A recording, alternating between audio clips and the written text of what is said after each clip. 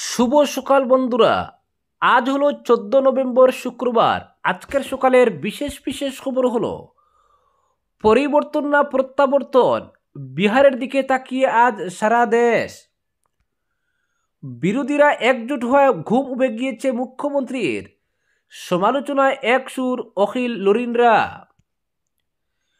পেশ নয়, ইতিহাস জানতেই নেলির রিপোর্ট, বিধায়কদের দেবে রাজ্য সরকার, ব্ল্যাকমেইল করবেন না, এনএচএম কর্মীদের হুঁশিয়ারি মুখ্যমন্ত্রীর। বাবরির বদলা 6 ডিসেম্বর 32 বিস্ফোরণের শখ ছিল উমরদের। উত্তরপ্রদেশ এটিএসের জালে আরও 2 কাশ্মীরি চিকিৎসক। দিল্লি কাণ্ডে আপত্তিকর পোস্ট, রাজ্যে আটক আরও 15। হাসিনার সাজা ঘোষণা 17 নভেম্বর, আওয়ামী লীগের লকডাউনে স্তব্ধ ঢাকা। এবং সর্বশেষ খবরটি হল দিল্লি বিস্ফোরণের ফিদায়ে জঙ্গি উমরি, মিলল ডিএনএ। এবারে শুনুন বিস্তারিত খবর। আজ বিহার বিধানসভা নির্বাচনের ভোট গণনা। বিহারের বিধানসভা নির্বাচনের পর ভোটের ফলাফলের দিকে নজর রয়েছে গোটা দেশের। আজ ভোট গণনা এবং সন্ধ্যার মধ্যেই পরিষ্কার হয়ে উঠবে কার দখলে বিহার। তাৎপর্যের বিষয় হচ্ছে, এসআইআর পরবর্তী বিহারের নির্বাচন সাম্প্রতিক অতীতে সবচেয়ে শান্তিপূর্ণ। মঙ্গলবার শেষ হয়েছে বিহার বিধানসভা নির্বাচনের দ্বিতীয় দফা। রেকর্ড ভোটদান হয়েছে 2 দফার নির্বাচনে। কমিশন জানিয়েছে কোনো বুথেই কারচুপির অভিযোগ নেই, তাই পুনর্নির্বাচনের প্রয়োজন পড়েনি কোনো বুথেই।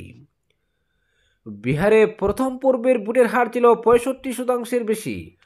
মঙ্গলবার প্রথম দফাকেও ছাপিয়ে গেল দ্বিতীয় দফা। নির্বাচন কমিশন জানিয়েছে 2 দফা মিলিয়ে মোট 67.13% ভোট পড়েছে বিহারে। ভোটদানের নিরিখে পুরুষদের অনেকখানি পিছনে ফেলেছেন মহিলারা।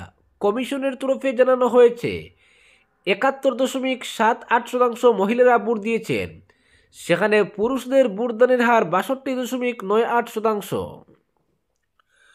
বিহারের প্রত্যেকটি বুথে ওয়েবকাস্টিংয়ের ব্যবস্থা রাখা হয়েছিল, সে কারণেই নির্বাচনে কারচুপি বা অন্যান্য অনৈতিক কার্যকলাপের অভিযোগ উঠেনি। 90,000-এরও বেশি বুথে ভোট হয়েছে, কিন্তু একটাতেও পুনর্নির্বাচনের দাবি জানায়নি কোনো পক্ষই। বিহারের সাম্প্রতিক ইতিহাসে এমনটা প্রথম। কমিশনের প্রকাশিত পরিসংখ্যানে বলা হয়েছে, গত বছর লোকসভা নির্বাচনে 2টি বুথে পুনর্নির্বাচন হয়েছে। তার আগে 2019 এবং 2014-তে রিপুল হওয়া বুথের সংখ্যা যথাক্রমে 3 এবং 96। গত 2টি বিধানসভা নির্বাচনে যথাক্রমে 3টি এবং 2টি বুথে রিপোল হয়েছে। ইতিহাস বলছে, এর আগে যতবার 5%-এর বেশি ভোট বেড়েছে, প্রতিবারই সরকার বদল হয়েছে বিহারে। 1967 সালে ভোট বেড়েছিল 7%, 44.5 থেকে সেবার ভোট বেড়ে হয় 51.1%। সেবার প্রথমবার কংগ্রেস হেরে প্রথম অকংগ্রেসি জোট সরকার গঠন হয়। এবার ভোটের হার বেড়েছে প্রায় 8.5%।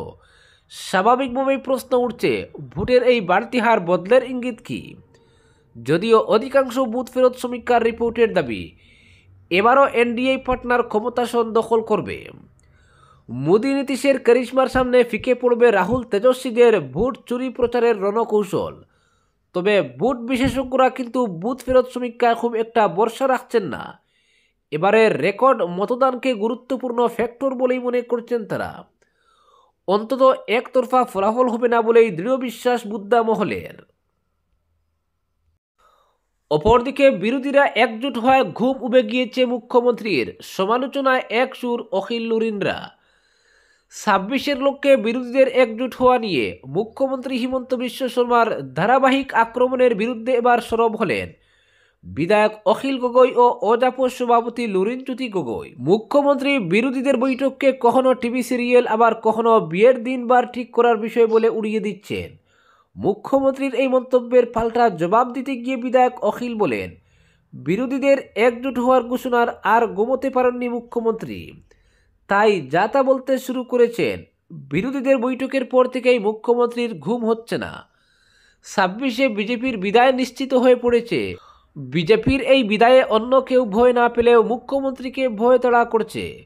মুখ্যমন্ত্রীর ভয় ক্ষমতা চলে গেলে ফের সারদা লুইস বার্জার উত্তর কাছাড় কেলেঙ্কারির তদন্ত হবে।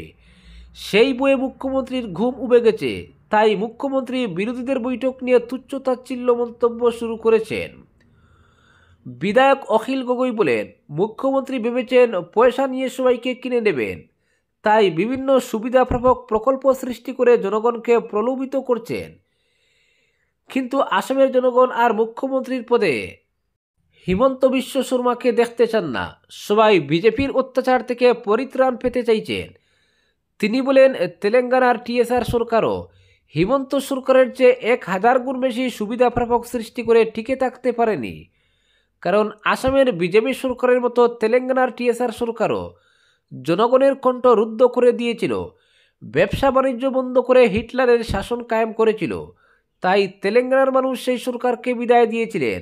আসামে এবার বিজেপির বিদায়ের পালা। মুখ্যমন্ত্রীর মন্তব্য নিয়ে প্রতিক্রিয়া প্রকাশ করেছেন অজাপর সভাপতি লুরিনজ্যোতি গগৈ। তিনি বলেন, হিমন্ত বিশ্ব শর্মার কথাবার্তা মুখ্যমন্ত্রী পদের মর্যাদার হানি করছে। তিনি বলেন, যেসব বিষয় নিয়ে সভ্য সমাজের লোক কখনো প্রকাশ্যে চর্চা করেন না, মুখ্যমন্ত্রী সেসব কথা চর্চা করে নিজের পদমর্যাদা নষ্ট করছেন। বিভিন্ন সভায় প্রকাশ্যে অশালীন মন্তব্য করছেন।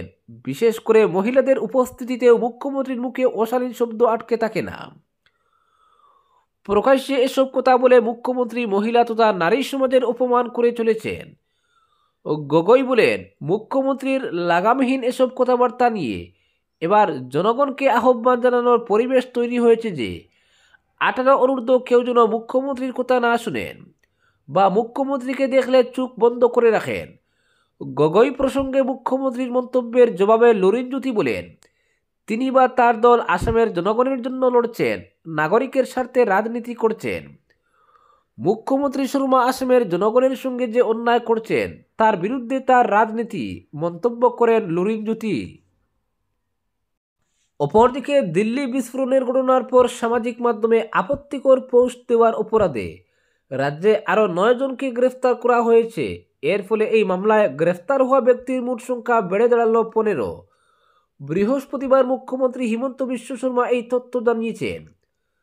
নতুনভাবে যাদের আটক করা হয়েছে তাদের বুধবার রাতের পর গ্রেফতার করা হয়েছে। সামাজিক মাধ্যমে এ সংক্রান্ত এক পোস্টে মুখ্যমন্ত্রী লিখেছেন, দিল্লি বিস্ফোরণের পর সামাজিক মাধ্যমে আপত্তিকর পোস্ট দেওয়ার অপরাধে সারা রাজ্যে এ পর্যন্ত 15 জনকে গ্রেফতার করা হয়েছে। তিনি আরও জানান, গতকাল গ্রেফতার হওয়া 6 জনের পর রাতে বঙ্গাইগাঁও থেকে রফিজুল আলী, হাইলাকান্দি থেকে ফরিদ উদ্দিন লস্কর, লখিমপুর থেকে ইনামুল ইসলাম ও ফিরোজ আহমেদ ওরফে পাপন, বরপেটা থেকে সাহিল সুমান শিকদার ওরফে শহীদুল ইসলাম ও রকিবুল সুলতান, হুজাই থেকে নাসিম আকরাম, কামরূপ থেকে তসলিম আহমেদ এবং দক্ষিণ শালমরা থেকে আব্দুর রহিমুল্লাহ ওরফে বাপ্পি হোসেনকে গ্রেফতার করা হয়েছে। অন্যদিকে মুখ্যমন্ত্রী দৃঢ়ভাবে বলছেন, যারা হিংসাকে প্রশ্রয় দিচ্ছে তাদের বিরুদ্ধে আসাম পুলিশ কোনো আপোষ করবে না। বুধবার মুখ্যমন্ত্রী বিস্ফোরণকে সমর্থন জানিয়ে সামাজিক মাধ্যমে পোস্ট দেওয়া ব্যক্তিদের গ্রেফতার করতে পুলিশকে নির্দেশ দিয়েছিলেন।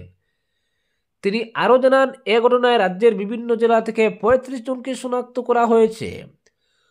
মুখ্যমন্ত্রী বলেন, আমরা তাদের সংযোগের ব্যাপারে তদন্ত করব এবং যদি দেখা যায় বাংলাদেশ বা অন্য কোনো দেশের সঙ্গে কারো সংযোগ রয়েছে তাহলে তাদের বিরুদ্ধে কঠোর ব্যবস্থা নেওয়া হবে। তবে তিনি এও বলেছেন, নাবালক বা যাদের অজান্তে তাদের ডিভাইস ব্যবহার করে এমন পোস্ট দেওয়া হয়েছে তাদের গ্রেফতার করা হবে না, তবে দোষী সাব্যস্ত হলে কাউকে ছাড়া হবে না।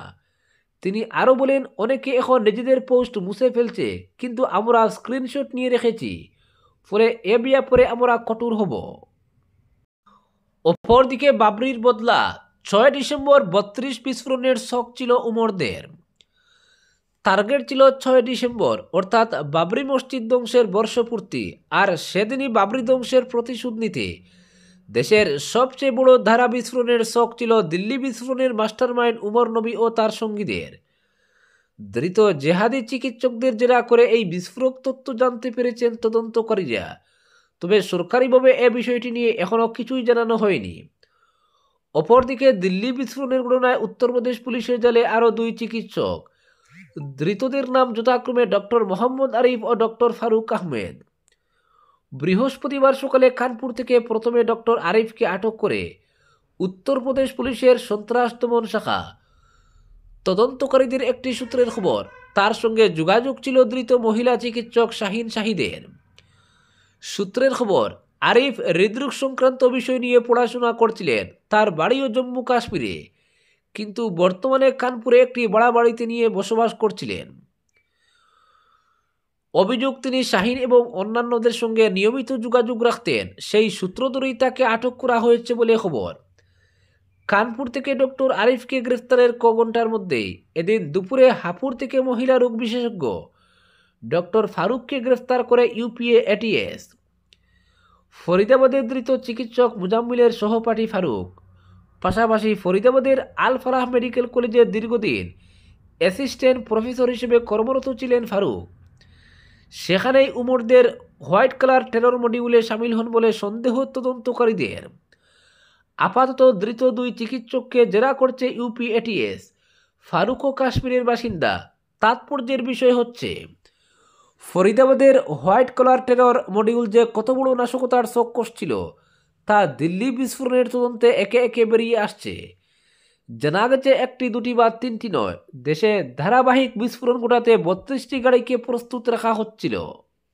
দিল্লির লালকেল্লার কাছে হুন্ডাই i20-তে বিস্ফোরণ হয়। তবে শুধু এই গাড়িটি নয়, বৃহস্পতিবার সংবাদ সংস্থাকে তদন্তকারী সংস্থার এক সূত্রে জানানো হয়েছে, Suzuki Brezza, Swift Dzire, Ford EcoSport এই 3টি গাড়িতেও বিস্ফোরক বোঝাই করে পাঠানোর পরিকল্পনা করা হয়েছিল।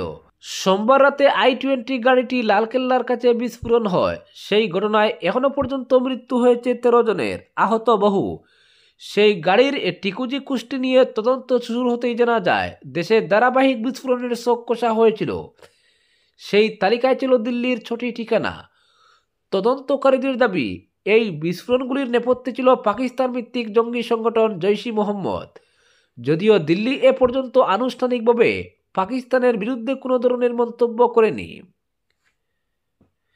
বিস্ফোরণে ব্যবহৃত i20 গাড়িটি ছাড়াও বাকি 3টি গাড়িকেও চিহ্নিত করা হয়েছে বলে তদন্তকারী সংস্থা সূত্রের দাবি। ওই সূত্র আরও জানিয়েছে, হামলার জন্য এমন গাড়ি ব্যবহার করার পরিকল্পনা করা হয়েছিল যেগুলির বহুবার মালিকানা এবং হাত বদল হয়েছে, ফলে গাড়িগুলিকে সহজে চিহ্নিত করা যাবে না।